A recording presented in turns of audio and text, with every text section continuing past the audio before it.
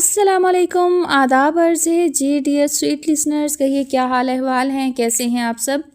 دعا ہے، امید ہے آپ سب خیریت سے ہوں گے۔ الحمدللہ میں بھی بالکل خیریت سے ہوں، اور جناب آپ کے لیے ناول کی نیکسٹ ایپیسوڈ لے کر حاضر ہوں۔ اس کہانی کا نام ہے عید کے رنگ، اور اس کی مصنفہ ہیں اسماء حفیظ، اور آج آپ سنیں گے اس کی قسط نمبر 2۔ رات میں جب حمزہ احمد ولا آیا تو اسے ڈرائنگ روم سے باتوں اور کہکہوں کی آوازیں آ رہی تھیں۔ جب وہ ڈرائنگ روم میں داخل ہوا تو عروج اور رامش کے درمیان نہایت ہی پروقار شخصیت بیٹھی ہوئی تھی، جن کے چہرے پر اتنا نور تھا کہ وہ بے خود دیکھتا چلا گیا۔ اتنے میں تنویر احمد کی نظر جب حمزہ پر پڑی تو وہ بولے، ارے بیٹا رک کیوں گئے، اندر آؤ اور ان سے ملو۔ یہ عروج اور رامش کے دادا جی ہیں، علی احمد۔ ہم نے تمہیں بتایا تھا نا کہ وہ عمرہ کے لیے گئے ہوئے تھے، ادھر آؤ۔ حمزہ سست قدموں سے ان تک آیا اور انہیں سلام کیا۔ حمزہ کے سلام کا جواب دادا جی نے نہایت جوش سے دیا اور اسے گلے لگا لیا اور اپنے برابر میں اس کے لیے جگہ بنائی۔ بیٹا تمہارے بارے میں رامش نے بتایا، بہت خوشی ہوئی کہ اپنے وطن سے دور رہنے کے باوجود تمہارے دل میں وطن کے لیے محبت ہے۔ وہ یہ نہیں جانتے تھے کہ وطن کی محبت کے ساتھ ساتھ اسے کسی کا حق بھی دلوانا ہے اور اپنا وعدہ پورا کرنا ہے۔ علی احمد نے حمزہ سے زیادہ تفصیل نہیں پوچھی کیونکہ رامش پہلے ہی ان کو بتا چکا تھا۔ رات گئے تک یہ محفل چلی اور حمزہ خود کو اس گھر کا فرد ہی سمجھ رہا تھا، اور اسے یقین تھا کہ ایک دن وہ ان محبتوں کو بھی حاصل کر لے گا جو اس کی بھی تھیں۔ دادا جی کو آئے ہوئے 15 دن ہو گئے تھے، اور ان 15 دنوں میں دادا جی حمزہ سے اس قدر مانوس ہو چکے تھے کہ ان کا ہر کام اور ان کی ہر بات حمزہ پر ہی آ کر ختم ہوتی، اور حمزہ بقول عروج اسے تو لگتا ہے دنیا میں کوئی کام ہی نہیں ہے سوائے دادا جی کو خوش کرنے کے۔ رامش اور عروج ابھی ابھی آفس سے آئے تھے تو دیکھا سب لوگ ڈرائنگ روم میں ہی بیٹھے ہوئے تھے۔ وہ بھی فریش ہونے کے بعد وہیں آ گئے۔ ہر کوئی اپنے کام میں مصروف تھا۔ حمزہ دادا جی کے ساتھ مل کر شطرنج کھیل رہا تھا۔ رامش تنویر احمد کے ساتھ بزنس کی ایک ڈیل ڈسکس کرنے لگا، کیونکہ جب سے رامش نے مکمل طور پر بزنس سنبھالا تھا تب سے وہ گھر پر ہی تھے۔ رابعہ بیگم ٹی وی دیکھ رہی تھیں۔ اتنے میں عروج کی دوست کا فون آ گیا۔ کافی دیر وہ اپنی دوست سے باتیں کرتی رہی۔ ابھی وہ فون رکھ کر پلٹی ہی تھی کہ اسے رامش نے کہا، عروج چائے تو بنا کر لاؤ ذرا جلدی سے۔ واہ کیا حکم ہے، بلکہ شاہی فرمان۔ حکم تو ایسے دے رہے ہو جیسے میں تمہاری نوکرانی ہوں، خود کے ہاتھ نہیں ہے کیا، جاؤ خود بنا کر لے آؤ۔ بری بات بیٹا، ہم نے تم کو ایسی تربیت تو نہیں دی کہ تم دو بدو جواب دو۔ سوری دادا جان، آپ دیکھیں نا، خود تو مزے سے بیٹھا ہوا ہے اور مجھے کیسے کہہ رہا ہے، بلکہ حکم دے رہا ہے۔ تائی جانی تو چائے پیتی نہیں ہے، تایا جان نے ابھی چائے پی ہے اور آپ کو چائے منع ہے۔ میرا موڈ نہیں ہو رہا پینے کو، اب میں صرف اس کے لیے چائے بناؤں۔ حمزہ کی موجودگی اس نے جان بوجھ کر فراموش کر دی۔ وہ منہ بگاڑ کر بولی۔ حمزہ کو وہ پہلے والی عروج لگی، لہٰذا حمزہ نے بھی اسے ستانے کا موقع ہاتھ سے جانے نہیں دیا۔ مجھے بھی پینی ہے چائے، اگر زحمت نہ ہو تو میرے لیے بھی بنا دیجیے گا۔ عروج نے گھور کر حمزہ کو دیکھا جیسے کہہ رہی ہو زہر نہ پلا دوں چائے کی جگہ، لیکن اگر بولتی تو انسلٹ کے امکانات 100% تھے، لہٰذا چپ کر کے چائے بنانے کے لیے چلی گئی۔ آخر میزبانی بھی کوئی چیز ہوتی ہے۔ عروج کے اس طرح چپ چاپ چلے جانے پر رامش نے حمزہ کو آنکھ ماری تو حمزہ نے مسکرا کر چہرہ نیچے کر لیا اور اپنی توجہ کھیل کی جانب مبذول کی جو دادا جی جیت چکے تھے۔ عروج نے چائے لا کر رامش اور حمزہ کے سامنے پٹخ دی، یعنی پیو مرو۔ پھر سب لوگ ڈنر کرنے کے بعد اپنے اپنے کمروں میں چلے گئے۔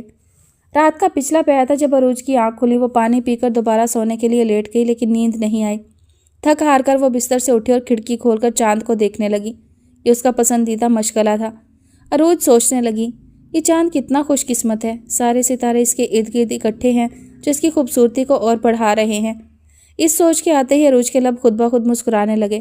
اسی دم اسے سامنے کی دیوار پر ایک ہیولا سا نظر آیا۔ ذرا نیچے منہ کر کے دیکھا تو لان میں رامش کھڑا تھا۔ وہ ایک دم پریشان سی ہو گئی، یہ رامش کو کیا ہو گیا جو ادھر ادھر چکر کاٹ رہا ہے۔ جب عروج سے مزید برداشت نہ ہوا تو وہ اپنے کمرے سے نکل کر نیچے لان میں آ گئی۔ اوپر کمرے سے تو کافی اندھیرا محسوس ہو رہا تھا، لیکن یہاں کافی روشنی تھی۔ صحیح طرح سے دیکھنے پر اسے معلوم ہوا کہ وہ رامش نہیں بلکہ حمزہ تھا۔ حمزہ نے بھی اسے دیکھ لیا تھا۔ وہ پلٹ کر تو نہیں جا سکتی تھی، اس لیے مجبوراً اسے حمزہ کے پاس جانا پڑا۔ حمزہ آپ اتنی رات کو یہاں کیوں کھڑے ہیں؟ میں نے آپ کو کمرے کی کھڑکی سے دیکھا، میں سمجھی شاید رامش کھڑا ہے، اسی لیے میں چلی آئی۔ وہ نہ جانے کیوں وضاحت دے رہی تھی۔ عروج اگر اوپر ہی آپ کو پتہ چل جاتا کہ نیچے رامش نہیں بلکہ میں کھڑا ہوں تو کیا آپ نیچے نہیں آتی؟ حمزہ کا سوال سن کر عروج حیران رہ گئی۔ یہ کیسا سوال ہے؟ آپ اس گھر میں مہمان ہیں اور ایک میزبان ہونے کے ناطے ہمارا یہ فرض بنتا ہے کہ ہم اپنے مہمان کا خیال رکھیں، اور اگر وہ پریشان ہیں تو اس سے پوچھیں کہ وہ کیوں پریشان ہے۔ حمزہ عروج کے اس گول مول جواب پر مسکرانے لگا اور کہا، اگر میں آپ کو اپنی پریشانی نہ بتاؤں تو میں دوبارہ نہیں پوچھوں گی، کیونکہ مجھے کوئی حق نہیں پہنچتا کہ میں آپ کی زندگی میں دخل دوں۔ عروج نے سنجیدگی سے جواب دیا، ارے آپ تو سنجیدہ ہو گئیں، ज़िंदगी में दखल तो आपने दे दिया है, और रही बात ज़िंदगी की, तो अब है ही तुम्हारी, हमज़ा ने मुंह में बड़बड़ाते हुए कहा, जो अरूज समझ ना सकी और हमज़ा की तरफ देखने लगी। ऐसी कोई परेशानी वाली बात नहीं, बस एक उलझन है कि आप मेरी मदद करेंगी। जी ज़रूर, अगर मेरे बस में हुआ तो ज़रूर करूँगी। दरअसल अच्छा फ़र्ज़ करें अगर आपको किसी से मोहब्बत हो गई हो। हमज़ा की अजीबोगरीब बात पर अरूज ने घूर के उसे देखा। अरूज के चेहरे के तासुरात देखकर हमज़ा ने कहा, मैं फ़र्ज़ करने को कह रहा हूँ। अरूज ने सर हिला दिया। हाँ, तो मैं कह रहा था कि आपको किसी से मोहब्बत हो गई है और आपके घर वाले किसी वजह से उस लड़के और उसके घर वालों को पसंद नहीं करते, तो आप क्या करेंगी? लो, ये भी कोई उलझन की बात है। पहली बात तो यह है कि मैं किसी ऐसे लड़के से प्यार ही नहीं करूँगी, लेकिन अगर बिलफर्ज ऐसा हो भी गया तो मेरे लिए मेरे घर वालों से बढ़कर कोई नहीं है। मैं उनके बगैर ज़िंदा नहीं रह सकती, और मेरे घर वाले मेरा कभी भी बुरा नहीं सोचेंगे। जो वो चाहेंगे वो मैं मान लूँगी। मैं जानती हूँ कि एक अच्छी बेटी वही होती है जो अपने माँ बाप की इज़्ज़त का ख्याल रखे। वैसे भी आपके अपने हमेशा आपकी खुशी का ख्याल रखते हैं और आपका दिल नहीं तोड़ते हैं। हमज़ा बहुत मशकूर को निगाहों से अरूज को देख रहा था, जिसने उसकी मुश्किल आसान कर दी।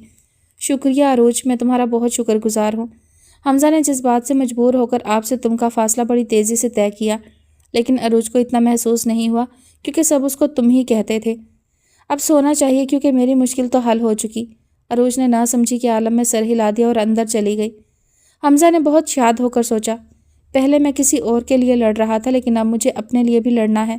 नफ़रतों को मोहब्बत से जीतना है, और मैं ये बात अच्छी तरह से जानता हूँ कि नफ़रत हार जाती है मोहब्बत के सामने। वाकई अपने कभी अपनों का साथ नहीं छोड़ते। हाँ, नाराज़ हो जाते हैं, और ये भी मोहब्बत का एक अंदाज़ है। हमज़ा मुतमईन सा होकर अपने कमरे की तरफ चला गया, इस यकीन के साथ कि उसकी मंजिल उससे दूर नहीं। रामेश के किसी दोस्त का एक्सीडेंट हो गया था, इसलिए रामेश, ताया जान और ताई जानी उसकी इयादत के लिए अस्पताल गए हुए थे। अरोज घर पर अकेली थी और सख्त बोर हो रही थी। ये दादाजी भी पता नहीं कब तक सोते रहेंगे। वो 2 बार उनके कमरे में आई, लेकिन वो करवट के बल सो रहे थे। अरूज को तशवीश सी हुई क्योंकि दादाजी कभी भी इतनी देर तक नहीं सोते थे।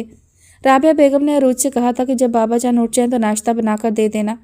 वो घबराकर तेजी से उनकी तरफ बढ़ी, लेकिन ये देखकर हैरान रह गई। उनके मुंह से झाग निकल रही थी।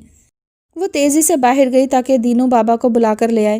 दीनू बाबा, दीनू बाबा, वो पागलों की तरह दीनू बाबा को पुकार रही थी और रो रही थी। हमज़ा जो अपना मोबाइल घर भूल गया था, वो लेने के लिए वापस आया, लेकिन अरूज को इस हालत में देखकर उसे अनहोनी का ख्याल आया। अरूज, क्या हुआ? रो क्यों रही हो? मुझे बताओ। हमज़ा, वो दादाजी, मेरे दादाजी को पता नहीं। वो रोते हुए बेरब्त जुमले बोल रही थी। हमज़ा उसकी पूरी बात सुने बगैर दादाजी के कमरे की तरफ भागा और उन्हें सीधा किया। उनकी हालत देखकर हमज़ा ने उन्हें अपने मजबूत बाजुओं में उठाया और अपनी गाड़ी की पिछली सीट पर लिटा दिया, जो आज ही उसने ली थी। अरूज भी जल्दी से गाड़ी में बैठी और दादाजी का सर अपनी गोद में रखा। वो मुसलसल आंसू बहा रही थी। हमज़ा को उसके आंसू तकलीफ़ दे रहे थे, लेकिन वो कुछ बोल ना सका। तसल्ली के 2 हर्फ भी नहीं, क्योंकि उसे जितनी जल्दी हो सकता था अस्पताल पहुंचना था। अस्पताल पहुंचने के बाद दादाजी को आईसीयू ले जाया गया, क्योंकि उन्हें हार्ट अटैक हुआ था। डॉक्टर्स के कहने के मुताबिक अगर थोड़ी सी भी देर हो जाती तो उनका बचना मुश्किल था। अरूज ने जब ये सुना तो और ज़ोर ज़ोर से रोने लगी। हमज़ा ने उसके सर को अपने शाने से लगा लिया और उसके आंसू अपनी पोरों से चुनने लगा। अरूज, क्यों खुद को और मुझे तकलीफ़ देती हो? दादाजी को कुछ नहीं होगा। लेकिन अरूज के रोने में फ़र्क नहीं आया। वो लगातार रोती रही। अगर मेरे दादाजी को कुछ हो गया तो? वो रोते हुए बोली। हमज़ा ने उसके सर को सीधा किया और उसके चेहरे को अपने हाथों के प्याले में लिया और कहा, अरूज, तुम्हें मुझ पर यकीन है ना? मैं सच कह रहा हूँ, दादाजी को कुछ नहीं होगा। तुम रोने के बजाय उनकी ज़िंदगी के लिए दुआ करो। हमज़ा के लहजे में सच्चाई बोल रही थी। अरूज ने चौंक कर उसे देखकर उसके लफ्ज़ों पर यकीन कर लिया। तुम यहाँ बैठो, मैं रामेश को फ़ोन करके आता हूँ। हमज़ा ने उसके सर पर हाथ रखकर उसे तसल्ली दी और फ़ोन करने चला गया, क्योंकि वह जल्दी में अपना मोबाइल लाया ही नहीं था। अरूज वहाँ बैठकर अपने दादाजी की ज़िंदगी के लिए दुआएं करने लगी। अब खतरे की कोई बात नहीं, इनको खुश रखने की कोशिशें कीजिएगा। डॉक्टर तनवीर अहमद के कंधे पर हाथ रखकर चले गए।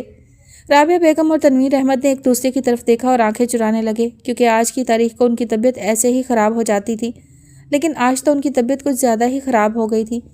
आज तक राबिया बेगम और तनवीर अहमद ने आज के दिन अली अहमद को कभी अकेला नहीं छोड़ा था, लेकिन आज रामेश के दोस्त की वजह से दोनों को जाना पड़ा। उस वक्त अली अहमद सो रहे थे। अगर उन्हें पता होता कि ऐसा कुछ हो जाएगा तो वो कभी ना जाते, लेकिन अब क्या हो सकता है? क्या वक्त लौट कर नहीं आता? वक्त सिर्फ अपने निशानात छोड़ देता है, और उनके ख़ानदान पर तो वक्त ने बहुत गहरे निशानात छोड़े थे। तनवीर अहमद और राबिया बेगम दोनों अपनी सोचों में उलझे हुए थे कि रामेश की आवाज़ ने दोनों को चौंका दिया। वो कह रहा था, مما بابا رات کافی ہو چکی ہے، میں یہاں رک جاتا ہوں، آپ لوگ گھر چلے جائیں، کیونکہ یہاں صرف ایک فرد کو ہی رکنے کی اجازت ہے۔ نہیں بیٹا تم لوگ چلے جاؤ، میں یہاں بابا جان کے پاس رک جاتا ہوں۔ نہیں پاپا، رات بھر جاگنا پڑے گا اور آپ کی طبیعت بھی ٹھیک نہیں ہے، میں ہوں یہاں پر، آپ بے فکر ہو کر جائیں۔ اچھا جیسے تمہاری مرضی، رات میں بابا جان کی خیریت کے بارے میں بتاتے رہنا۔ چلو عروج، رابعہ اور حمزہ بیٹا گھر چلیں۔ تایا جان میرا دادا جی سے دور جانے کو دل نہیں چاہ رہا۔ بیٹا تم نے سنا نہیں، رامش کہہ رہا ہے یہاں صرف ایک فرد کو رکنے کی اجازت ہے، ضد مت کرو بیٹا، صبح صبح دوبارہ آ جانا۔ عروج کو نہ چاہتے ہوئے بھی تنویر احمد کے ساتھ جانا پڑا۔ حمزہ اپنی جگہ بالکل سن اور خاموش کھڑا تھا۔ رامش نے اس کے کندھے پر ہاتھ رکھا اور کہا، حمزہ تم بھی جاؤ، صبح سے یہیں پر ہو۔ نہیں رامش، کچھ فرض تو میرا بھی بنتا ہے، مجھ سے میرا حق مت چھینو، میں بہت ترسا ہوا ہوں ان اپنوں کو اور محبتوں کو، اب حوصلہ نہیں ہے ان کو چھوڑ کر جانے کا، حمزہ نے بھاری آواز میں کہا، آنکھوں کی سطح گیلی ہو رہی تھی۔ رامش نے سر ہلا دیا، جہاں تک رہنے کی بات ہے یا رکنے کی تو میں باہر لان میں ہوں، تم دادا جی کے پاس جاؤ، آدھی رات کو تم لان میں آ جانا، میں کمرے میں آ جاؤں گا، حمزہ نے عجلت میں کہا اور دادا جی کو دیکھ کر باہر لان میں آ گیا۔ سوچنے کے لیے اس کے پاس بہت کچھ تھا، لیکن وہ سوچنا نہیں چاہتا تھا، وہ صرف دعا کر رہا تھا دادا جی کے لیے، ان کی زندگی کے لیے، کیونکہ ابھی تو اسے اپنا وعدہ پورا کرنا تھا۔ حمزہ جانتا تھا کہ آج دادا جی کی طبیعت کیوں خراب ہوئی، کیوں وہ اتنے اپسیٹ ہو گئے کہ ان کی یہ حالت ہو گئی۔ حمزہ نے جب دادا جی کو اٹھایا تھا تو ان کے سرہانے ایک تصویر تھی جس پر حمزہ کی نظر پڑی تھی اور اس نے تصویر کو پہچان لیا تھا۔ حمزہ نے اپنی سوچوں سے تھک کر سر کو ہاتھوں میں تھام لیا۔ جب اتنا پیار ہے تو کیوں خود کو اتنی اذیت دے رہے ہیں؟ آپ نے کیوں اپنے ایک حصے کو خود سے دور کیا ہوا ہے؟ وہ دادا جی کے تصور سے مخاطب تھا۔ آدھی رات کو رامش باہر آ گیا تو وہ اندر چلا گیا۔ صبح تک دادا جی کی طبیعت کافی حد تک بہتر ہو چکی تھی۔ حمزہ اگر تمہیں برا نہ لگے گھر سے ناشتہ لے آؤ اور عروج کو بھی لے آنا، وہ بہت پریشان ہو رہی ہوگی، میں نے اس کو فون کر دیا ہے۔ حمزہ سر ہلا کر ہسپتال سے باہر چلا گیا۔ عروج نے ساری رات آنکھوں میں کاٹی، اسے ایک پل کے لیے بھی چین نہیں آیا۔ ساری رات رو رو کر اللہ سے دادا جی کی صحت و تندرستی کے لیے دعائیں مانگتی رہی۔ اسے یقین تھا کہ اللہ اپنے بندوں کو اپنے در سے خالی ہاتھ نہیں لوٹاتا۔ ابھی بھی وہ فجر کی نماز پڑھ کر قرآن کی تلاوت کر رہی تھی کہ دینو بابا نے آ کر اسے بتایا کہ رامش کا فون آیا ہے، وہ ناشتے کا کہہ رہے ہیں۔ بیٹا کیا بنانا ہے ناشتے میں؟ دینو بابا نے عروج سے پوچھا۔ دینو بابا آپ چلے، میں آتی ہوں، پھر مل کر کچھ نہ کچھ بنا ہی لیں گے۔ اچھا بیٹا۔ عروج نے قرآن پاک کو غلاف میں رکھا اور باہر آ گئی۔ سب سے پہلے تایا جی اور تائی جانوں کے کمرے میں دیکھا، لیکن وہ لوگ سو رہے تھے۔ عروج نے سوچا چلو اچھا ہے، تھوڑا سا آرام کر لیں گے، کیونکہ 3 بجے تک تو وہ سب ڈرائنگ روم میں جاگ رہے تھے۔ عروج یہاں سے مطمئن ہونے کے بعد کچن میں چلی گئی۔ دینو بابا آملیٹ کے لیے پیاز کاٹ رہے تھے۔ عروج فریج سے انڈے نکالنے لگی، لیکن انڈے ختم ہو چکے تھے۔ دینو بابا انڈے نہیں ہیں، آپ جا کر انڈے لے آئیں، پیاز میں کاٹ لوں گی، عروج نے دینو بابا سے کہا تو وہ چلے گئے۔ عروج نے پہلے تو پیاز اور دھنیا کاٹا، پھر دینو بابا کا انتظار کرنے لگی۔ چلو جب تک دینو بابا نہیں آتے میں چائے بنا کر تھرماس میں بھر لیتی ہوں۔ عروج جلدی جلدی کام کرنے لگی تاکہ حمزہ یا رامش کے آنے سے پہلے سارا کام ہو جائے۔ ایک چولہے پر چائے کا پانی رکھا اور دوسرے پر دادا جی کے لیے یخنی بنانے لگی۔ بے دھیانی میں اس کا دوپٹہ ڈھلک کر شانوں تک آیا اور پھر شانوں سے چولہے کے اوپر دیکھتے ہی دیکھتے آگ اس کے دوپٹے میں لگ گئی، لیکن وہ بہت مگن انداز میں کام کر رہی تھی، اسے پتہ ہی نہیں چلا کہ وہ موت کے کتنے قریب ہے۔ حمزہ کچن میں آیا تو عروج آگ سے بے نیاز کام کر رہی تھی۔ حمزہ نے عروج کے آگ لگے ہوئے دوپٹے کو کھینچ لیا۔ عروج تو اس افتاد پر بالکل ہی گھبرا گئی، اور یہ دیکھ کر تو اس کی حیرت کی انتہا نہیں رہی کہ حمزہ اپنے ہاتھوں سے دوپٹے کی آگ بجھا رہا تھا۔ آگ بجھانے کے چکر میں اس کے ہاتھ پوری طرح جل چکے تھے۔ عروج کو ایک دم ہوش آیا۔ حمزہ یہ کیا حرکت ہے، آپ کے ہاتھ جل گئے؟ عروج نے ہمت کر کے حمزہ کے ہاتھوں کو اپنے ہاتھوں میں لیا، لیکن حمزہ کی اگلی بات نے تو اس کو حیرتوں کے پاتال میں کھڑا کر دیا، جو اپنی تکلیف سے بے نیاز اس سے پوچھ رہا تھا، تمہیں کچھ ہوا تو نہیں؟ عروج بہت حیرانی سے حمزہ کی طرف دیکھنے لگی۔ عروج کو حمزہ کی آنکھوں میں صرف پیار نظر آیا۔ جلنا تو عروج کے مقدر میں تھا، لیکن حمزہ نے اپنی قسمت میں لکھ لیا اور اس کے بدلے خود جل گیا۔ حمزہ کے ہاتھ اب بھی عروج کے ہاتھوں میں تھے۔ عروج آنکھوں میں آنسو لیے حمزہ کی طرف دیکھ رہی تھی، اور حمزہ عروج کو محبت نے اپنا جادو چلا دیا اور دونوں کو اپنے حصار میں قید کر لیا۔ یہ کیسا احساس تھا جس نے دونوں کو اپنی گرفت میں لیا ہوا تھا؟ اس وقت نہ تو حمزہ کو اپنی تکلیف کا احساس تھا اور نہ ہی عروج کو اپنے آنسوؤں کا۔ محبت نے دونوں کو آکٹوپس کی طرح چاروں طرف سے گھیر لیا تھا۔ محبت نے ایسا جادو چلایا کہ دونوں کو اپنی نہیں بلکہ ایک دوسرے کی فکر تھی۔ دونوں ایک دوسرے کی آنکھوں میں دیکھ رہے تھے، گویا پورا جہاں صرف آنکھوں میں سمٹ آیا ہو۔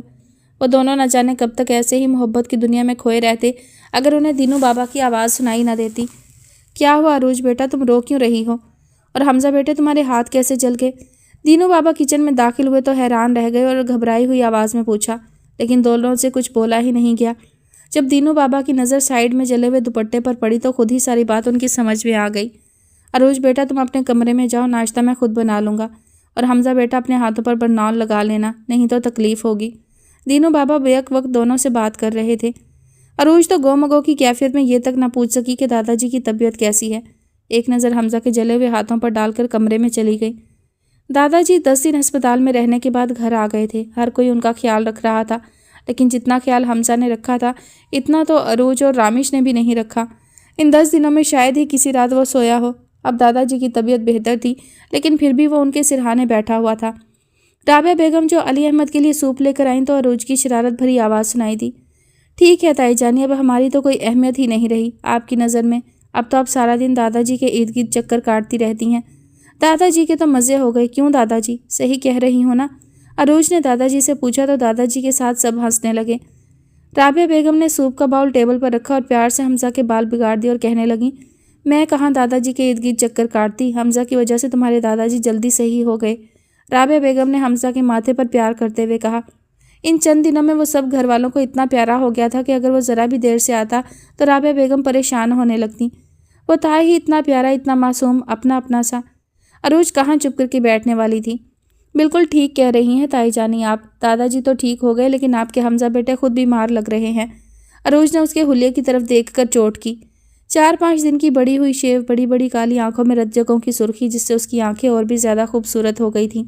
ब्लैक पैंट और ब्लैक की शर्ट जो शायद उसने कल पहनी थी, उस पर काफ़ी सलवटें थीं। बाल बिखर कर माथे पर आए हुए थे। अरोज का बेसाख्ता दिल चाहा कि अपना हाथ हमजा की आंखों पर रखकर उसकी सारी थकन अपनी हथेली में समेट लें, या फिर उसके बिखरे हुए बालों को अपने हाथों से संवारे। अरोज काफ़ी तफसील से हमजा का जायज़ा ले रही थी, जो थकन की वजह से बीमार लग रहा था। अरोज अपनी सोचों से घबराकर दादाजी की तरफ देखने लगी, जो बहुत प्यार से कह रहे थे, खबरदार जो मेरे प्यारे बेटे को कुछ कहा। दादाजी से अपने लाडले की शान में गुस्ताखी बर्दाश्त नहीं हुई, इसलिए अरोज से कहा। अरोज ने फ़ौरन अपने कानों को हाथ लगा लिए और सब उसकी हरकत पर मुस्कुराने लगे। सबको हंसता देखकर हमजा को वो हस्ती याद आ गई जो सच्ची खुशियों को तरस गई थी। अब वो वक्त दूर नहीं जब ये खुशियाँ आपका मुकद्दर होंगी, हमजा ने बड़े आज़म से सोचा और मुस्कुराने लगा। अरोज की नज़र बेध्यानी में ही हमजा की तरफ गई और पलटना भूल गई। वो हंसता हुआ बहुत मासूम और अच्छा लग रहा था। अरोज ने सदके दिल से हमजा की खुशियों के लिए दुआ की।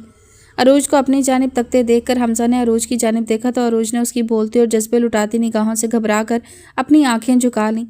उस दिन के बाद से ना तो अरोज ने हमजा से कोई बात की और ना ही हमजा ने अरोज से, लेकिन मोहब्बत की अपनी एक अलग ज़ुबान होती है जो प्यार करने वालों को खामोश रहने के बावजूद भी बड़ी ज़ोर से सुनाई देती है। चलो बच्चों, अब तुम लोग भी सो जाओ और अपने दादाजी को भी आराम करने दो, काफ़ी रात हो गई है। तनवीर अहमद और राबिया बेगम ने महफिल बर्खास्त करने का हुक्म दिया। उनके कहने पर सब अपने अपने कमरों में चले गए। अरोज की अभी आंख लगी ही थी कि वो एकदम उठकर बैठ गई और गहरे गहरे सांस लेने लगी। आज भी वो अपने ख्यालों के शहजादे के साथ घूम रही थी। पहले फ़र्क सिर्फ इतना था कि उसने अपने शहजादे का चेहरा कभी नहीं देखा था, और आज अपने ख्वाबों के शहजादे का चेहरा देख लिया जो हमजा का था। उसका सर बेइख्तियार नफ़ी में हिला, लेकिन दिल मुसलसल हमजा हमजा की गर्दान कर रहा था। अरोज ने मोहब्बत तो कर ली, लेकिन उसका इकरार नहीं किया खुद से, और जब तक मोहब्बत का इकरार ना किया जाए इंसान बेयकीन सा रहता है। दिल की पुकार से तंग आकर अरोज ने बिलाखिर हथियार डाल दिए। ये दिल तो अच्छे अच्छों को नहीं छोड़ता, तो फिर वो क्या चीज़ थी? अरोज अपने इतनी जल्दी मोहब्बत के आगे हथियार डाल देने पर पहले तो हैरान हुई, फिर परेशान और आखिर में खुश, क्योंकि वो था ही इतना अच्छा कि हर कोई उससे प्यार करता था। अगर वो उसे अच्छा लगा तो इसमें बुरा क्या था? दादाजी तो उससे रामिश से भी ज़्यादा प्यार करते थे। अरोज को एकदम ख्याल आया कि पहले रामिश के सामने और अपने दिल में हमजा को कितना बुरा भला कहती रही, और तो उसके इतने उल्टे सीधे नाम भी रखे। उन नामों को सोचते ही अरोज को हंसी आ गई। कोई बात नहीं, सॉरी कर लूँगी, अरोज ने खुद से कहा और दोबारा सोने लगी, क्योंकि नींद उस पर मेहरबान हो रही थी। अरोज ने मुस्कुराते हुए तकिए पर सर रखा और मीठे सुहाने सपनों में खो गई। तकदीर दूर खड़ी उस पर हंस रही थी, क्योंकि वो अपने आने वाले कल से बेखबर थी जो उसकी ज़िंदगी में तूफान लाने वाला था। रामिश आज कई दिनों के बाद ऑफिस गया था। अरोज ने आज भी छुट्टी कर ली। तनवीर अहमद टीवी देख रहे थे। राबिया बेगम दोपहर के खाने की तैयारी कर रही थी। अरोज दादाजी को सुबह का अखबार पढ़कर सुना रही थी। हमजा सुबह से गायब था। इतने में डोरबेल की आवाज़ सुनाई दी। 1 बार, 2 बार, 3 बार, लेकिन दीनू बाबा ने दरवाज़ा नहीं खोला। ये दीनू बाबा पता नहीं कहाँ चले गए। मैं दरवाज़ा खोल कर आती हूँ, रामिश होगा। اس کا دل بھی آفس میں نہیں لگ رہا، ہر وقت آپ کا خیال رہتا ہے اسے۔ اروج نے دادا جی سے کہا اور اٹھ کر دروازہ کھولنے کے لیے گئی۔ کی ہول سے دیکھا تو حمزہ کا چہرہ نظر آیا، اس لیے بغیر پوچھے ہی دروازہ کھول دیا، لیکن حمزہ کے ساتھ کوئی اور بھی تھا۔ اروج نے دیکھا وہ بہت خوبصورت، گریسفل اور ینگ خاتون تھیں، اور سب سے حیرانی والی بات یہ تھی کہ ان کے نین نقش اروج سے بہت مل رہے تھے۔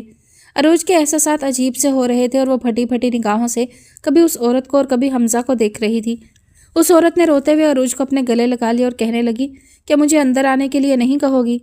اوہ سوری، میں بھول گئی، دراصل آپ کی شکل مجھ سے بہت مل رہی ہے، اس لیے میں نروس ہو گئی، خیر آپ اندر آئیں۔ وہ حمزہ کی طرف دیکھ کر بولی، لیکن حمزہ کی آنکھیں جھکی ہوئی تھیں۔ اروج ان کو لے کر ڈرائنگ روم کے دروازے تک پہنچی تو وہ عورت اندر قدم رکھنے کی بجائے اور بھی شدت سے رونے لگی۔ اروج بہت الجھن آمیز نگاہوں سے اس عورت کی طرف دیکھنے لگی۔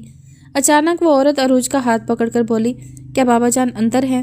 اس عورت کے ہاتھ کانپ رہے تھے، بلکہ ان کا پورا جسم ہولے ہولے کانپ رہا تھا۔ علی احمد جو یہ دیکھنے کے لیے باہر آئے تھے کہ اروج اب تک واپس کیوں نہیں آئی، لیکن دروازے کی دوسری طرف سے آنے والی آواز کو سن کر ساکت ہو گئے۔ وہ عورت پھر بے چینی سے پوچھنے لگی، بتاؤ نا اروج، کیا بابا جان اندر ہیں؟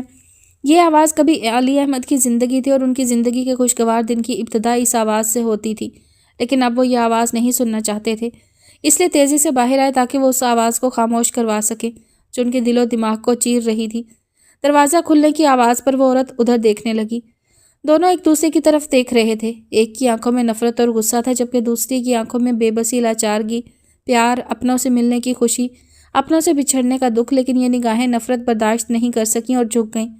دل میں جذبات نے اتنا شور مچایا ہوا تھا کہ ان کا بے اختیار جی چاہا کہ وہ بھاگ کر جائیں اور بابا جان کہہ کر اس مہربان ہستی کے گلے لگ جائیں اور اپنے اتنے سالوں کی تنہائی کا مداوع کر لیں، لیکن ابھی بہت سے امتحان باقی تھے۔ تم یہاں کیوں آئی ہو؟ دادا جی بہت غصے میں اس عورت سے کہہ رہے تھے۔ اروج نے آج سے پہلے ان کو کبھی اتنے غصے میں نہیں دیکھا تھا۔ وہ عورت تڑپ کر اپنے بابا جان کا چہرہ دیکھنے لگی اور ان کے لفظوں کے تیر اپنے دل پر محسوس کیے، لیکن یہ سب کچھ اس کا اپنا کیا ہوا تھا، اس نے جو بویا وہی کاٹ رہی تھی۔ وہ تڑپ کر آگے بڑھی، بابا جان پلیز مجھے معاف کر دیں، وہ عورت روتے ہوئے بولی اور ساتھ میں ہاتھ بھی جوڑ لیے معافی کے لیے۔ خبردار جو تم نے مجھے بابا جان کہا، نہیں ہوں میں تمہارا بابا۔ تمہارا بابا اسی دن مر گیا تھا جس دن تم نے اسے دنیا والوں کے سامنے سر جھکانے پر مجبور کر دیا تھا، اور تمہاری ہمت کیسے ہوئی اس گھر کی چوکھٹ پر آنے کی؟ میں نے تمہیں منع کیا تھا کہ اس گھر کے دروازے ہمیشہ کے لیے تم پر بند ہو گئے ہیں، لیکن تم پھر بھی آئیں، کس کی اجازت سے؟ دادا جان بہت غصے میں بول رہے تھے۔ شور کی آواز سن کر تنویر احمد اور رابعہ بیگم بھی باہر آ گئے اور سامنے کھڑی ہستی کو دیکھ کر حیران رہ گئے۔ تنویر احمد کو دیکھ کر وہ عورت آگے بڑھی، لیکن علی احمد اپنا بازو آگے کر کے اسے آگے بڑھنے سے روک گئے۔ وہ دکھی نظروں سے ان کی طرف دیکھنے لگی تو انہوں نے دوسری طرف منہ پھیر لیا۔ علی احمد تنویر احمد سے بولے، اس سے کہہ دو یہاں سے چلی جائے، اس کا یہاں کوئی نہیں رہتا، مر گئے ہم اس کے لیے، اور اندر چلے گئے۔ لیکن وہ عورت روتے ہوئے ان کے سامنے آ گئی۔ بابا، آپ نے مجھے میرے پیارے بھائی اور جان سے بھی زیادہ عزیز بھابھی کا چہرہ بھی نہیں دیکھنے دیا، اس سے بڑھ کر میرے لیے کیا سزا ہوگی؟ آپ کی طبیعت کا سنا تو رہا نہیں گیا، اس لیے ایک بار پھر آپ کے سامنے آ گئی کہ شاید آپ مجھے معاف کر دیں، لیکن میری قسمت میں اب آپ کا پیار نہیں۔ وہ روتے روتے ان کے قدموں میں بیٹھ گئی، لیکن علی احمد ایک دم پیچھے ہوئے اور اندر جانے لگے۔ وہ عورت اپنی جگہ سے اٹھ کر روتی ہوئی حمزہ کے پاس آئی اور کہنے لگی، حمزہ بیٹا اپنے نانا سے کہو وہ مجھے معاف کر دیں، میں نے ان سے دوری کی بہت سزا جھیل لی، اب میری ہمت ختم ہو رہی ہے۔ تم نے مجھ سے کہا تھا کہ تمہارے نانا جان تم سے بہت پیار کرتے ہیں، تو ان سے کہو نا کہ وہ اپنی بد نصیب بیٹی کو معاف کر دیں۔ وہ عورت جو اروج اور رامش کی پھپھو تھی حمزہ کا ہاتھ پکڑ کر بولی۔ دادا جی آگے بڑھنے کے بجائے حمزہ کے پاس آئے اور زوردار تماچا حمزہ کے منہ پر مارا اور بہت غصے سے بولے، تو یہ تمہارا بیٹا ہے جسے تم نے یہاں بھیجا تھا تاکہ یہ تمہارے لیے یہاں تک آنے کا راستہ صاف کر سکے؟ بہت بڑی چال چلی تم ماں بیٹے نے مل کر ہم سب کو بیوقوف بنا کر۔ تم نے مجھے دوسری بار زندہ درگور کیا ہے۔ تمہاری ماں نے میرے پیار، میرے بھروسے اور میرے مان کو توڑا تھا، لیکن تم نے مجھے کسی پر اعتبار کرنے کے قابل ہی نہیں چھوڑا۔ دفع ہو جاؤ میری نظروں سے، آئندہ مجھے اپنی شکل بھی مت دکھانا۔ علی احمد نے گرجدار آواز میں حمزہ سے کہا۔ حمزہ نے اپنی ماں کی صفائی میں کچھ کہنا چاہا۔ نہیں نانا جان، مما کا اس میں کوئی قصور نہیں، انہوں نے تو مجھے منع کیا تھا، لیکن میں ہی آپ کا پیار وصول کرنے چلا آیا، پلیز نانا جان ہمیں معاف۔ بس بہت سن لی میں نے تمہاری بکواس، اب اگر ایک لفظ بھی کہا تو اچھا نہیں ہوگا۔ دادا جی بہت غصے میں بول رہے تھے۔ اروج جو سائڈ پر بت بنی کبھی دادا جی، کبھی حمزہ، کبھی پھپھو کو دیکھ رہی تھی، اسے یہ فکر لگ گئی کہ کہیں دادا جی کی طبیعت پھر سے خراب نہ ہو جائے، لیکن دادا جی کو ابھی کسی چیز کی بھی پرواہ نہیں تھی۔ دینو بابا، حمزہ کا سامان لا کر اس کو دے دو اور دروازہ بند کر دینا، دوبارہ یہ کبھی مجھے اس گھر میں نظر نہ آئے، علی احمد بہت سرد مہری سے کہہ رہے تھے۔ रामेश जो अभी अभी घर में दाखिल हुआ तो सारी सूरत-ए-हाल समझ गया। उसने कुछ बोलने के लिए मुंह खोलना चाहा तो दादाजी ने हाथ उठाकर रोक दिया और कहने लगे, अगर तुम्हें इनकी तरफदारी में कुछ बोलना है तो तुम भी इनके साथ घर छोड़कर जा सकते हो। मैं खूब अच्छी तरह से जानता हूँ कि तुम भी इन सब के साथ मिले हुए थे। तुम्हारी बेहतरी इसी में है कि चुप कर जाओ। रामेश बेबस सा खड़ा था क्योंकि दादाजी के सामने तो ताया जान की भी हिम्मत नहीं हुई थी बोलने की। दादाजी अंदर जाने के लिए मुड़े। थोड़ी दूर जाने के बाद फिर पलट कर देखा। उनकी निगाहों में फुप्पो, हमजा और रामेश के लिए बहुत गुस्सा और टूटे हुए एतमाद की किरचियाँ थीं और लहजे में बहुत दुख। मुझे हमेशा मेरे अपनों ने धोखा दिया है, लेकिन अब ऐसा नहीं होगा क्योंकि अपनों पर एतबार करना छोड़ दिया है मैंने। वो ये कहकर अंदर चले गए। राबिया बेगम और तनवीर अहमद जो तमाशाइयों की तरह खड़े थे, अली अहमद के जाने के बाद होश में आ गए। तनवीर अहमद ने आगे बढ़कर फुप्पो के सर पर हाथ रखा और भराई हुई आवाज़ में कहा, तेरे इस भाई में इतनी हिम्मत नहीं जो तेरा मुकदमा जीत सके। अगर आज तैमूर अहमद जिंदा होता तो मुझे यकीन है आज तुम नामुराद नहीं लौटती। मुझे माफ़ कर देना। आंखों की नमी साफ करके वो अंदर चले गए। राबिया बेगम ने आगे बढ़कर रोती हुई अक्सा को गले लगा लिया। आखिर वो उनकी लाडली नंद थी, लेकिन उनमें इतनी हिम्मत नहीं थी कि तसल्ली के दो बोल कह सकती, इसलिए तेज़ी से अंदर चली गईं। दीनू बाबा ने हमजा का सामान हमजा के सामने लाकर रख दिया। फुप्पो बहुत शिद्दत से रोने लगी। अरोज में न जाने इतनी हिम्मत कहाँ से आई कि वो धीरे धीरे चलते हुए फुप्पो के पास आई। उनके आंसू साफ किए, लेकिन वो और शिद्दत से रोने लगी। अरोज भी उनके गले लगकर रोना शुरू हो गई। दिल का बोझ हल्का होने के बाद अरोज बहुत खुशी से बोली, मेरे लिए ये हैरान कुन बात है और साथ में खुशगवार भी कि मेरी एक खूबसूरत सी फुप्पो है। अरोज उनके चेहरे को अपने हाथों के प्याले में लेकर बहुत प्यार से बोली। फुप्पो ने बहुत मोहब्बत से उनकी पेशानी को चूम लिया। अरोज जानो, बाबा जान से कहना मुझे माफ़ कर दें, मैं थक चुकी हूँ तन्हाई की सज़ा काटते काटते। वो बहुत मिन्नत भरे अंदाज में अरोज से बोली, मुझे ये तो नहीं मालूम कि आपके और दादाजी के दरमियान क्या हुआ था, लेकिन मैं कोशिश करूँगी और मुझे पूरा यकीन है कि एक दिन वो आपको माफ़ कर देंगे, क्योंकि वो आपसे बहुत प्यार करते हैं। अगर हम किसी से बहुत प्यार करते हों और वो हमारा मान तोड़ दे तो बहुत दुख होता है, लेकिन मैं जानती हूँ फुप्पो, जीत हमेशा मोहब्बत की होती है। यकीनन एक दिन आपकी मोहब्बत दादाजी की नफ़रत से जीत जाएगी। अरोज ने बहुत नरमी से उनको उम्मीद का सिरा थमा दिया। अक्सा ने बेइख्तियार अरोज को अपने गले लगा लिया। तुम्हारी मम्मा मेरी पक्की दोस्त थीं, वो भी ऐसी ही बातें करती थीं, उम्मीद से भरपूर, लेकिन न जाने उसे और मेरे प्यारे भाई को किसकी नज़र लग गई। वो एक बार फिर रोने लगी। मम्मा पापा के जिक्र पर अरोज की आंखों में भी नमी आ गई। हमजा आगे बढ़ा और बोला, मम्मा प्लीज़ चुप हो जाएं, बहुत रो लिया आपने, खामोश हो जाएं। वो बहुत नरमी से अपनी अम्मी से मुखातिब था। अक्सर रामेश से मिलने के लिए आगे बढ़ी। हमजा 2 कदम आगे बढ़ा और अरोज के सामने खड़ा हो गया। मैं यहाँ मम्मा की खुशियाँ वापस लौटाने के लिए आया था, लेकिन अब मेरी ज़िंदगी, मेरी खुशियाँ भी इसी घर और इसके लोगों से वाबस्ता हो गई हैं। मैं लौट कर ज़रूर आऊँगा क्योंकि मेरी मोहब्बत सच्ची है। तुम प्लीज़ मेरा इंतज़ार करना, अपने इंतज़ार को थकने मत देना, क्योंकि अगर इंतज़ार थक गया तो उम्मीद टूट जाती है, और अगर उम्मीद टूट जाए तो। अभी उसकी बात ख़त्म नहीं हुई थी कि अक्सर उसको चलने के लिए कहने लगी और वह दोनों चले गए उनकी ज़िंदगियों में हलचल मचा के। अरोज हमजा की बातों को समझ गई। हमजा ने बहुत खुले अल्फाज में अपने जज्बों का इजहार कर दिया था। अरोज ने उसके इजहार को अपने आंचल में समेट लिया, बहुत मोहब्बत से दिल में उतार लिया उसके लफ्ज़ों को, ताकि सारी ज़िंदगी वो उन लफ्ज़ों की खुशबू को महसूस कर सके, ताहयात आबे हयात की तरह उन लफ्ज़ों को अपने अंदर घूंट घूंट उतार सके। अरोज ने बहुत शिद्दत से हमजा की मोहब्बत को अपने दिल में महसूस किया। अरोज को लगा हमजा की मोहब्बत उसके लहू में सरायत करने लगी है। अरोज ने दिल में अहद किया कि वो दादाजी को मना लेगी, क्योंकि वो तैमूर अहमद की बेटी है जिसको अपनी बहन से बहुत मोहब्बत थी। वो अपने पापा का फ़र्ज़ ज़रूर पूरा करेगी। अरोज दिल में हमजा की बातों को दोहराने लगी, मैं तुम्हारा इंतज़ार करूँगी और अपनी उम्मीद को कभी टूटने नहीं दूँगी, क्योंकि मैं जानती हूँ अगर इंसान की उम्मीद टूट जाए तो वो खुद टूट जाता है, और मैं खुद को टूटने नहीं दूँगी। मैं तुम्हारा इंतज़ार करूँगी सारी ज़िंदगी।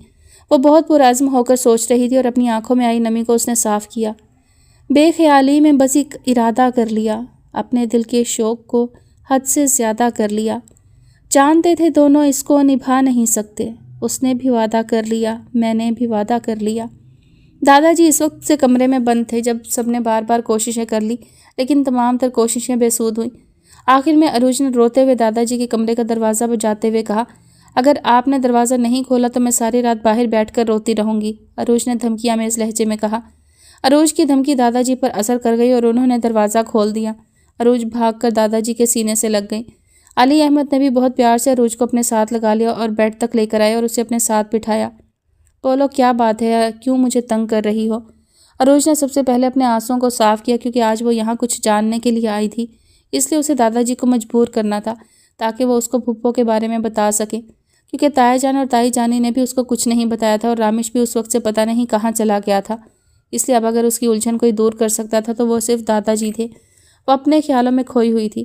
علی احمد بہت غور سے عروج کے چہرے کے تاثرات دیکھ رہے تھے۔ جب وہ کچھ نہیں بولی تو وہ کہنے لگے، بیٹا کچھ پوچھنا ہے؟ عروج نے چونک کر ان کی طرف دیکھا اور پھر مسکراتے ہوئے دادا جی کے ہاتھوں کو اپنے ہاتھوں میں تھاما اور کہنے لگی، مجھے پتہ چل گیا دادا جی آپ مجھ سے اتنا پیار کیوں کرتے ہیں۔ عروج کی بات سن کر علی احمد نے بہت بے چینی سے پہلو بدلا۔ پتہ نہیں اب وہ کیا کہنے والی تھی۔ عروج بغور دادا جی کے چہرے کی طرف دیکھ رہی تھی، پھر ہمت کر کے کہنا شروع کیا، دادا جی آپ میرے چہرے کو اپنے ہاتھوں میں لے کر کہتے تھے نا کہ میں آپ کی پوتی نہیں آپ کی بیٹی ہوں۔ اس وقت تو مجھے آپ کی بات کا مطلب سمجھ میں نہیں آتا تھا، لیکن آج آ گیا۔ آپ ہمیشہ مجھ میں اپنی بیٹی کو دیکھتے تھے۔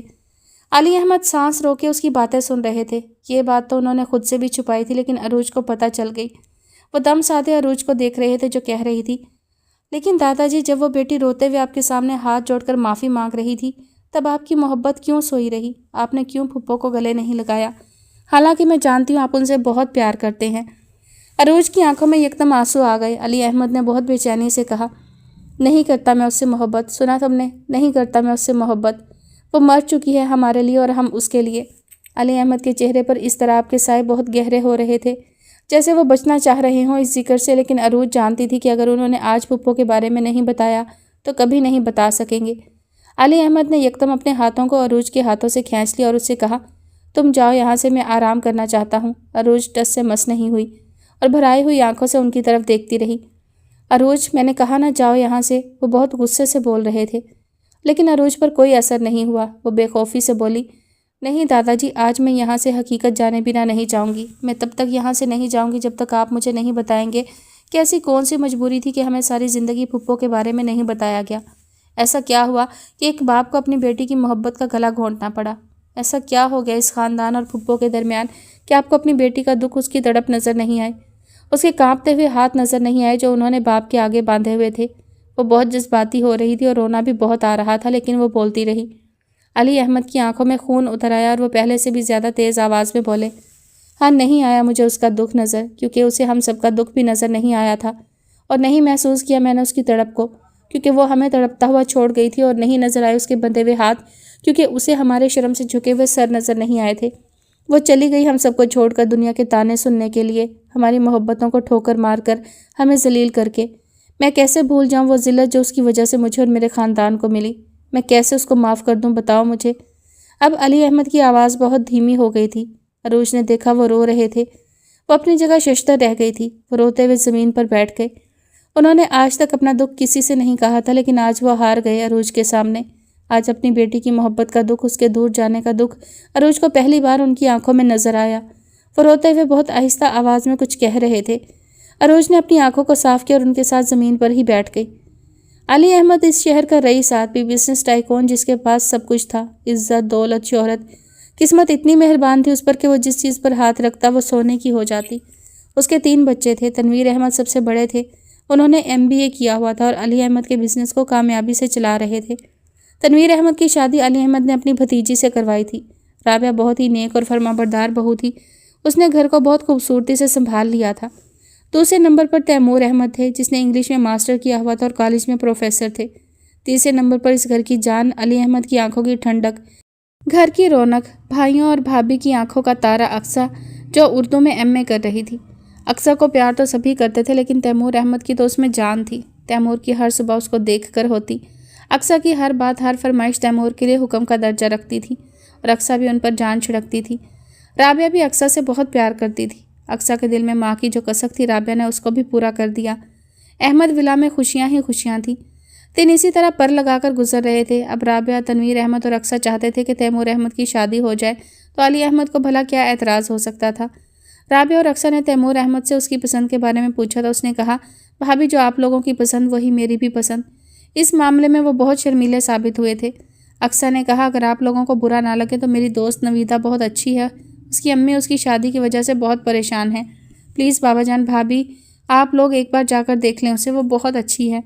رابعہ اور علی احمد اس کی بات سے اتفاق کرتے ہوئے اگلے دن اقصیٰ کی دوست کے گھر چلے گئے۔ واقعی وہ بہت اچھی تھی، بہت پیاری، وہ سب کو بہت پسند آئی۔ यूँ तैमूर अहमद का रिश्ता नवीदा से हो गया और 2 महीनों के अंदर अंदर नवीदा तैमूर अहमद बनकर अहमद विला में आ गई। ज़िंदगी एकदम बहुत खूबसूरत हो गई थी। अक्सर सुबह सोकर उठी तो घर में बहुत हलचल मची हुई थी। हर कोई ना कोई काम कर रहा था। उसने सबसे पूछा लेकिन किसी ने भी उसे नहीं बताया तो वो दोबारा अपने रूम में चली गई। दोपहर को राबिया और नवीदा उसके रूम में आई और उसे तैयार होने को कहा। उसे बहुत हैरानी हुई लेकिन उसने कुछ भी पूछे बगैर उनकी बात मान ली। जब वह दोनों ड्राइंग रूम में उसको लेकर आई तो वहाँ कुछ लोग बैठे हुए थे। उसने सलाम किया और तैमूर अहमद के पास जाकर बैठ गई। अरे बेटी, मेरे पास आकर बैठो। वहाँ पर मौजूद एक खातून ने बहुत प्यार से अक्सा से कहा तो वो परेशान सी उनके पास जाकर बैठ गई। उस खातून ने उसका माथा चूमकर कहा, बहुत प्यारी है मेरी बेटी। भाई साहब, हमें रिश्ता मंजूर है। वो अली अहमद से कह रही थी। अक्सा ने हैरानी से सबको देखा जो बहुत खुश हो रहे थे। अक्सा के दिल को कुछ होने लगा। वो उठकर अपने कमरे में चली गई। सब समझे वो शर्मा कर गई है, लेकिन वो तो अपने घर वालों से नाराज़ होकर गई थी जिन्होंने उससे पूछे बगैर उसकी ज़िंदगी का फ़ैसला कर दिया, उस ज़िंदगी का जो उसकी थी ही नहीं। अक्सा ने बहुत चाहा कि वो मोहब्बत की दुनिया में कदम ना रखे, लेकिन अदनान की दीवानगी, उसकी चाहत ने अक्सा के कदमों को जकड़ लिया। वो अहद भूल गई जो उसने खुद से किया था कि वो कभी किसी से प्यार नहीं करेगी, लेकिन वो हार गई और मोहब्बत जीत गई। अदनान भी अक्सा के साथ एमए कर रहा था। बहुत अच्छा और अमीर लड़का था। माँ बाप तो थे नहीं, बस एक रिश्ते के मामू थे जिन्होंने अदनान की तरबियत की थी और उसका कारोबार संभाला था। अदनान की मोहब्बत में बहुत शिद्दत थी। वो ये बात बहुत अच्छी तरह से जानती थी। उसने सोचा था कि मास्टर मुकम्मल होने के बाद वो सबको बता देगी, लेकिन ये क्या हो गया उसके साथ। सोच सोच कर उसका सर दुखने लगा था। उसने बहुत कोशिशें की सबको बताने की, लेकिन किसी ने भी उसकी बात नहीं सुनी और उसकी शादी की डेट भी फिक्स कर दी। उसने बहुत शोर मचाया कि अभी उसे अपना मास्टर मुकम्मल करना है, लेकिन उन्होंने तो उसकी ना सुनने की कसम खाई हुई थी। इसी तरह दिन गुजरते रहे। आज उसकी माइयों का दिन था और सुबह से रो रो कर उसका बुरा हाल हो गया था। सब लोग ये समझ रहे थे कि वो जल्दी शादी होने की वजह से उदास है, इसलिए रो रही है। अक्सा ने अपने दिल की बात अपनी दोस्त नवीदा को भी नहीं बताई थी। दिल की दिल में ही रहने दी। उसने अभी तक अदनान को भी ये सब नहीं बताया था। आज से ठीक 2 दिन बाद उसकी शादी थी और वो कुछ भी ना कर सकी अपनी मोहब्बत के लिए, अपने अदनान के लिए। अचानक फ़ोन की बेल ने उसको चौंका दिया। उसने रोते रोते फ़ोन उठाया तो अदनान का दोस्त सुहेल था।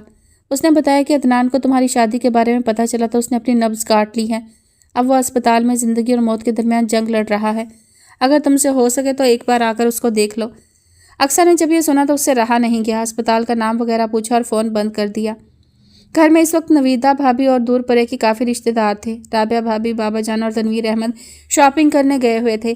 तैमूर अहमद कॉलेज गए हुए थे। नवीदा की तबीयत ठीक नहीं थी, इसलिए वो घर पर ही थी। अक्सा ने रोते हुए फ़ोन रखा और चादर उठाकर जाने लगी। दरवाजे में नवीदा ने उसको रोक लिया। अक्सा, क्या हुआ? रोते हुए कहाँ जा रही हो? नवीदा ने परेशान होते हुए कहा। अक्सा को इस वक्त सहारे की ज़रूरत थी, इसलिए उसने सब कुछ नवीदा पर अयां कर दिया। ये रोते हुए उसकी सारी बात सुनी और भराई हुई आवाज़ में कहा, चांद, तुमने पहले हमें क्यों नहीं बताया? नवीदा ने सवालिया अंदाज में अक्सा से पूछा। मैं क्या करती, आप सब लोगों ने मेरी बात की तरफ तवज्जो ही नहीं दी, अक्सा ने रोते हुए कहा। और मैं बाबा जान के हुक्म के खिलाफ नहीं जा सकती थी, इसलिए चुपचाप खामोशी से ये जहर अपने अंदर उतार लिया। मान लिया कि मेरी ज़िंदगी में मोहब्बत की जगह नहीं, लेकिन अदनान से मुझे ये उम्मीद नहीं थी कि वो ऐसा भी कर सकता है। मैं उसे देखने ज़रूर जाऊंगी, अक्सा ने नवीदा से कहा। नवीदा ने बहुत डरे हुए लहजे में कहा, 2 दिन बाद तुम्हारी शादी है। नहीं अक्सा, मैं तुम्हें जाने नहीं दूंगी। नवीदा ने बेबसी से अक्सा को देखा। प्लीज़ नवीदा, मुझे जाने दो। कोई इंसान मेरी वजह से मर रहा है कि उसे इस वक्त मैं तन्हा छोड़ दूँ? जवाब दो, अक्सा ने बहुत गुस्से से रोते हुए कहा। प्लीज़ नवीदा, मुझे जाने दो, मैं जल्दी आ जाऊंगी, प्रॉमिस, जल्दी आऊंगी मैं।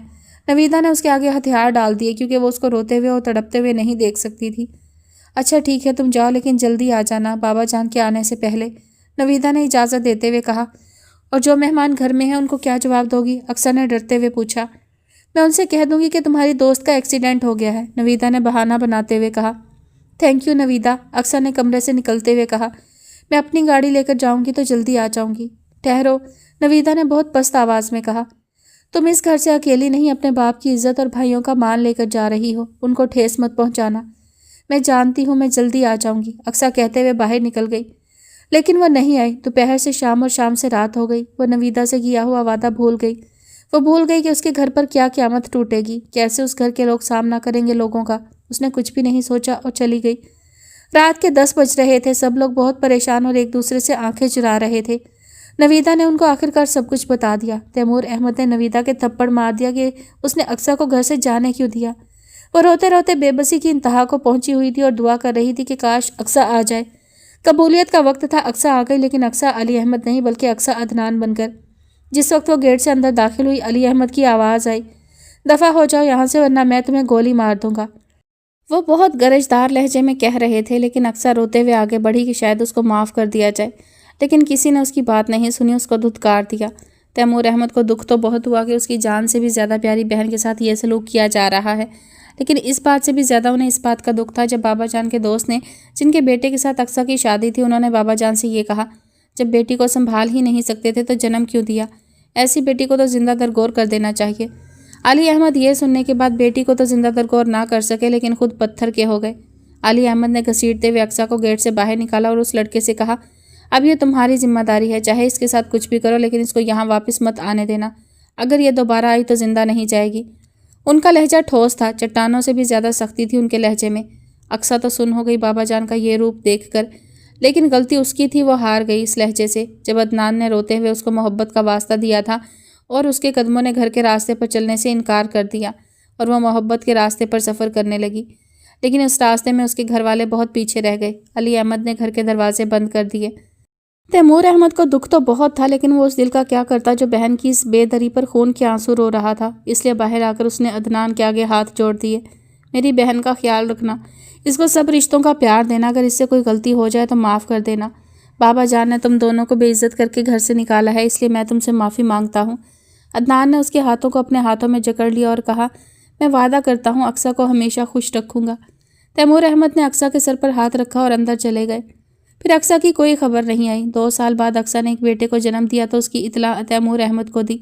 تیمور احمد تو خوشی سے پاگل ہو گئے یہ خبر سن کر، اور سب سے کہا، اقصیٰ اور عدنان لندن میں ہیں، ہم سب لوگ اس کے پاس جائیں گے۔ وہ کچھ زیادہ ہی خوش ہو رہے تھے، کیونکہ وہ خود ابھی تک اولاد کی خوشی سے محروم تھے، لیکن بابا جان نے یہ کہہ کر سب کو خاموش کروا دیا کہ اگر آج کے بعد اقصیٰ کا ذکر اس گھر میں ہوا تو وہ میرا آخری دن ہوگا، اور وہ دن اور آج کا دن کسی نے ذکر نہیں کیا۔ 1 سال بعد اللہ عز و جل نے تیمور احمد اور نویدہ کو بھی اولاد دے دی۔ علی احمد نے بہت چاہا کہ وہ اس کی بیٹی کو اتنا پیار نہیں دے، لیکن وہ ہار گئے اس کی معصوم حرکتوں کے سامنے۔ 8 سال بہت خوشی سے گزرے، سب خوش تھے، لیکن پھر بھی کمی تھی، سب جانتے تھے لیکن خاموش تھے۔ پھر تیمور احمد اور نویدہ کے انتقال کی خبر اقصیٰ کو ہوئی تو وہ پاکستان آئی، لیکن علی احمد نے اس کو گھر کی دہلیز سے ہی واپس لوٹا دیا کہ ہم سب مر گئے تمہارے لیے، جاؤ یہاں سے۔ وہ بہت روئی، لیکن علی احمد پر اقصیٰ کی آہوں کا اثر نہ ہوا۔ وہ تو پتھر کے ہو گئے جو جھکتا نہیں بلکہ ٹوٹ جاتا ہے۔ اقصیٰ کو نامراد لوٹا دیا گیا، اس کے بعد وہ کبھی نہیں آئی۔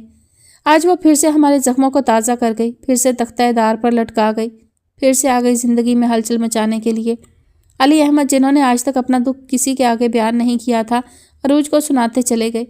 عروج دم سادے بس دادا جی کے ہلتے ہونٹوں کو دیکھ رہی تھی جو روتے ہوئے کانپ رہے تھے۔ عروج نے اٹھ کر دادا جی کی آنکھوں کو صاف کیا۔ علی احمد نے کرب کے مارے آنکھیں موند لیں۔ وہ اس وقت صرف سکون چاہتے تھے، صرف سکون۔ اقصیٰ کا باپ، اقصیٰ کا بابا جان تو کب کا ہار چکا تھا اس کے آنسوؤں کے آگے، لیکن بابا جان کے اندر جو علی احمد تھا، جس نے ہمیشہ سر اٹھا کر لوگوں کا سامنا کیا تھا، وہ کیسے بھول جاتا ان دنوں کو جب وہ شرم کے مارے گھر سے نہیں نکلتے تھے کہ لوگ اس کو کہیں یہ نہ کہہ دیں کہ اس کی بیٹی شادی سے 2 دن پہلے کسی اور سے شادی کر آئی۔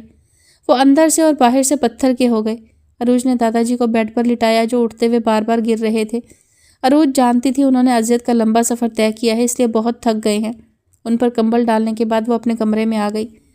بہت بھیانک اور سیاہ رات تھی جو احمد ولا کے مکینوں پر قیامت بن کر ٹوٹی تھی۔ آج سحر تو ہوئی تھی لیکن اجالا نہیں تھا، روشنی تھی لیکن راستہ کسی کو بھی نظر نہیں آ رہا تھا۔ عروج جلدی اٹھ گئی اور نیچے آ گئی۔ نہ تو زور زور سے سیڑھیاں اترنے کی آواز آئی اور نہ ہی اس نے بول کر خاموشی کو توڑا۔ ڈرائنگ روم میں آئی تو تایا جان اور تائی پریشان سے صوفوں پر بیٹھے ہوئے تھے۔ کیا ہوا تائی جانی؟ عروج نے پریشان ہو کر پوچھا۔ بیٹا رامش کل سے گھر نہیں آیا، اس کا موبائل بھی آف ہے، پتہ نہیں کہاں ہوگا۔ ابھی وہ بول ہی رہی تھیں کہ رامش ڈرائنگ روم کا دروازہ کھول کر اندر آ گیا۔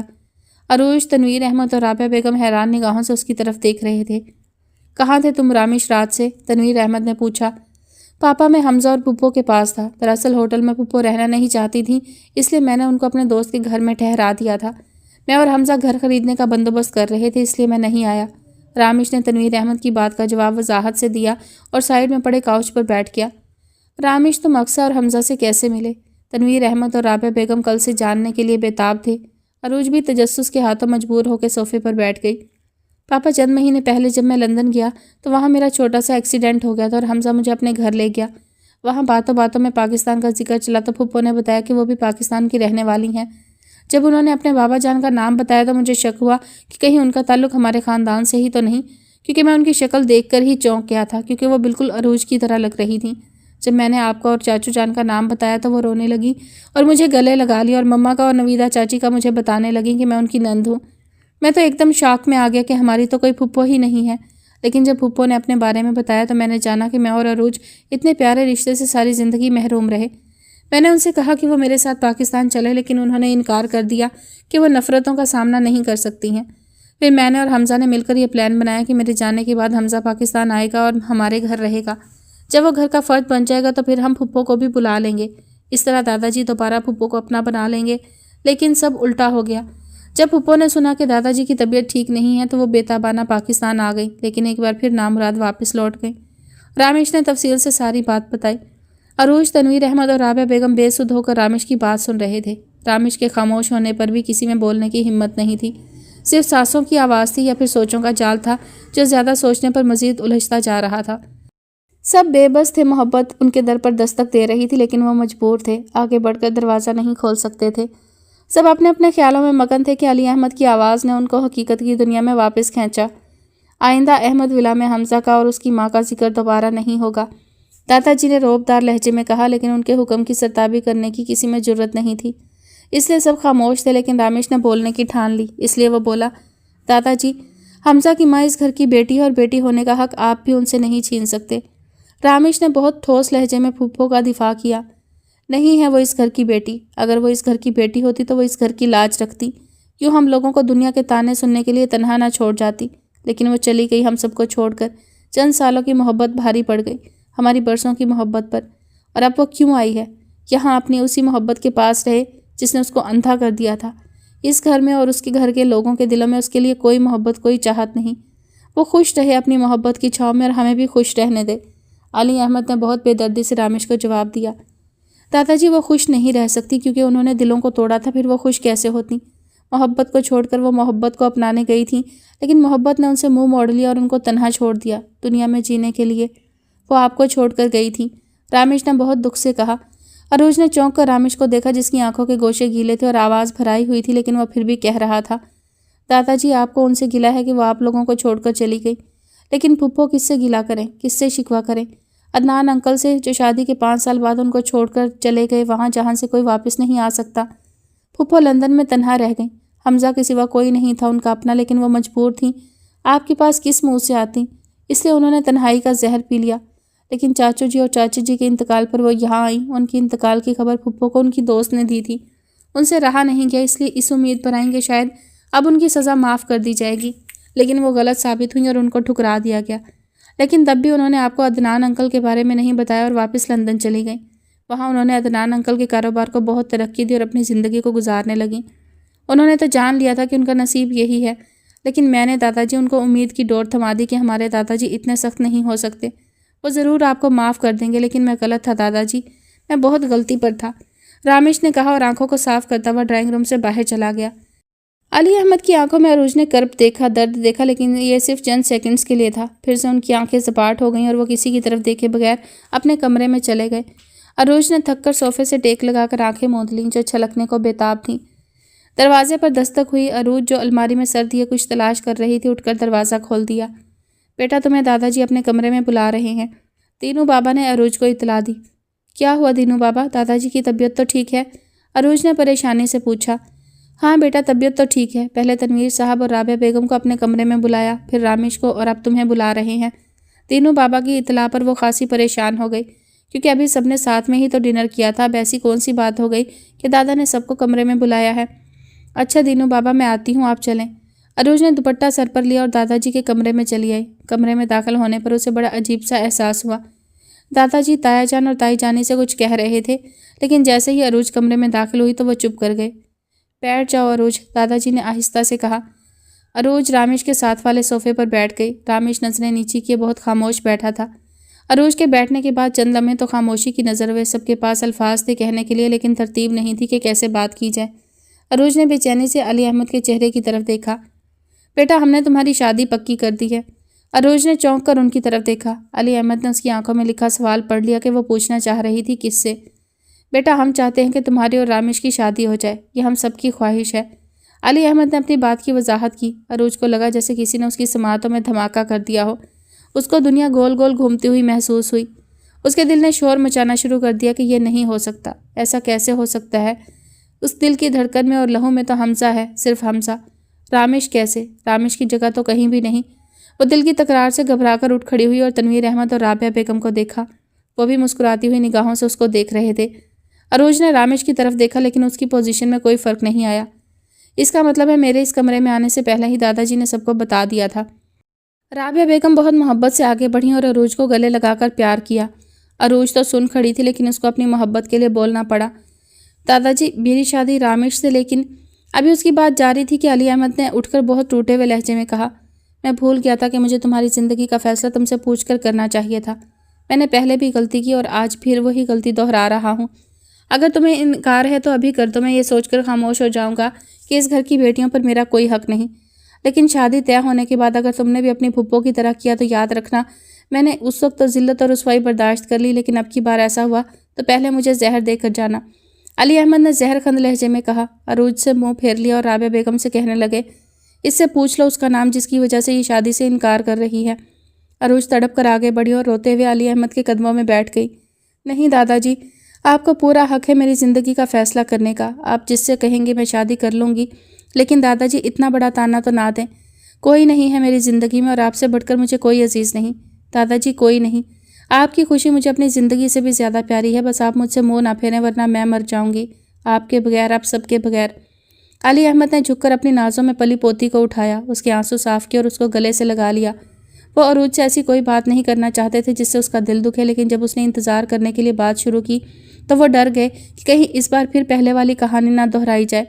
अरोज बिलक बिलक कर रो रही थी। उसकी मोहब्बत उसके सामने हाथ जोड़े खड़ी थी। मुझे अपना लो, लेकिन उसने इस घर की लाज रख ली और मोहब्बत की कुर्बानी दे दी। अरोज को अपने बदन में इतना दर्द महसूस हो रहा था जैसे कोई छुरी से उसके जिस्म को काट रहा हो, और वो लाचार और बेबस हो। पहले वाली अरोज मर गई जो मोहब्बत की दुनिया में रहती थी, जो मोहब्बत की खुशबू अपनी सांसों में महसूस करती थी। दम तोड़ दिया था आज उस अरोज ने जिसने मोहब्बत की नगरी आबाद की थी। अरोज की दुनिया उजड़ गई, लेकिन किसी को खबर नहीं हुई। उसकी मौत हो गई, लेकिन सब खुश थे। कोई नहीं रो रहा था, कोई बयान नहीं कर रहा था, लेकिन मोहब्बत बयान कर रही थी अपनी मौत पर। मोहब्बत का दर्द, मोहब्बत का रोग, मोहब्बत का सोग इतना ज़्यादा था कि अरोज को अपनी धड़कन बंद होती हुई महसूस हुई। लेकिन अरोज को जिंदा रहना था इस घर की इज्जत बचाने के लिए, इसलिए वो जिंदा थी अपनी मोहब्बत का गला घोंट कर। राबिया बेगम और तनवीर अहमद ने आगे बढ़कर अरोज को अली अहमद से अलग किया जो बहुत रो रही थी।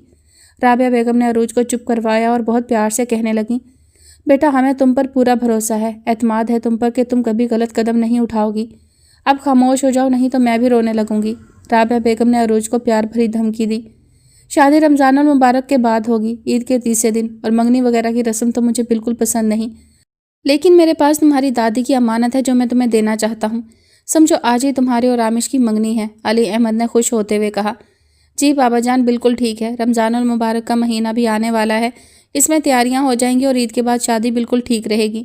राबिया बेगम ने खुश होकर कहा और साथ ही अरोज से भी पूछा, बेटा ठीक है ना? अरोज तो किसी की आंखों में खोई हुई थी जो उससे शिकवा कर रही थी। राबिया बेगम की आवाज़ पर चौंक कर उनकी तरफ देखा और इस बात में सर हिला दिया।